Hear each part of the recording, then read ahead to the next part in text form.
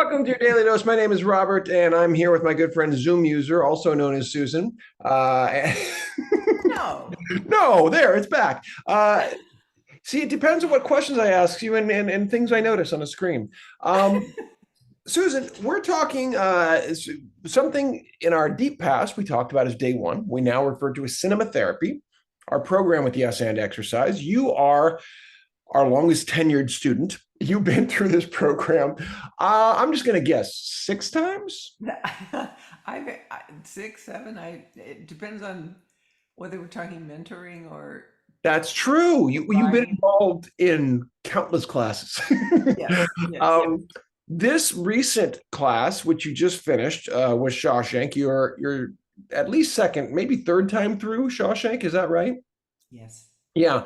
And one thing that was really nice about this pass through for me, from my experience as your Sherpa, was your focus, because that's been a word for you in the past. You That's right. doggedly had your story at the beginning, at least like the framework of it. And it felt to me like, okay, the first couple of weeks we kind of had to shake some things, but somewhere around the fourth or fifth week, like it clicked with you. And boy, you and I started doing some killer work. That was my feeling of the experience. How was your cinema Well, therapy training? it's very much the same.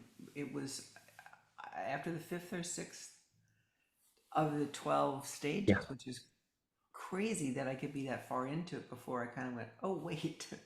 Yeah. However, I gave myself permission, and you blessed me getting back to that other older original stuff and doing what I run into do with it eventually, but just keep going and stay with the story. And so there was frustration because it didn't match, and I wanted to make it work and make sense. But I believed you. I trusted the process, and man, it was um, as late as this morning. Believe it or not, I didn't know we were going to do this dose today on this subject. But even this morning, I was thinking, what is it that Ellie is about? What does she want? What does she need? What is she afraid of? Ellie is your character in your Oh, story. sorry. Yes, yes. She's so real to me, Yeah, yeah. as is the purple dragon and the talking dog, and they really truly are. um, and it really was this morning. I actually made notes to myself to make sure I have a consistent story through that. That is the result of this cinema therapy program and the focus on the hero's journey the way that you teach it, the Joseph Campbell version, as taught by Christopher Vogler and Chat GPT. And I swear I never would have guessed Chat GPT would have been in the sentence, but it has become Yeah. I think part of the that's process. yeah, it's an important element to get to, which we'll get to in a moment. I just wanted to clarify what I heard and make sure we're hitting that too.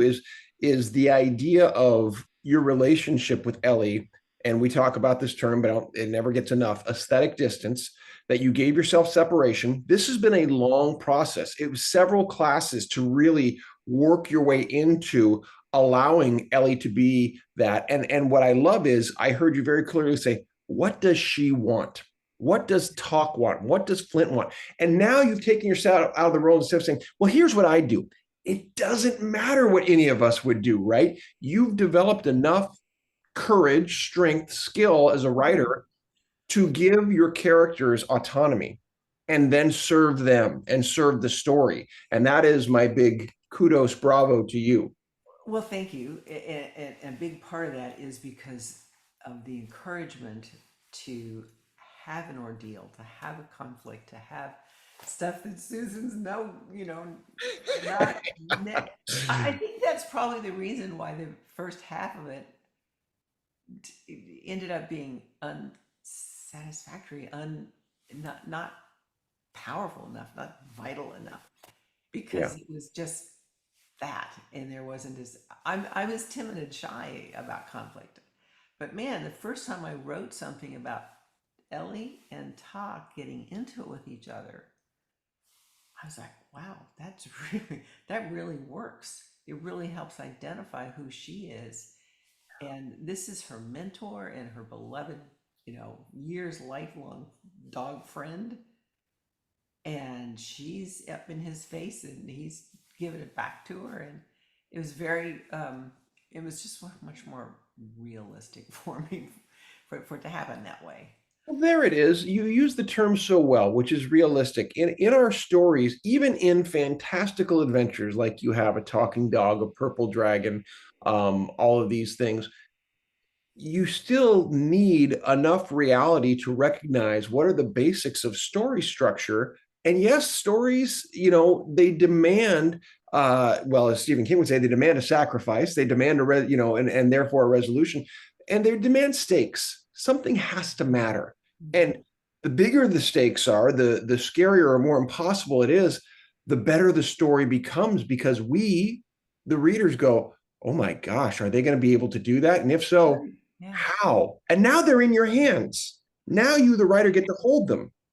And I have my cinema therapy group reading what I wrote and saying, "Oh wow, now I understand." Or this is really an important, or I'm confused about that. That feedback is so cool. That's just a great way to have constructed the classes.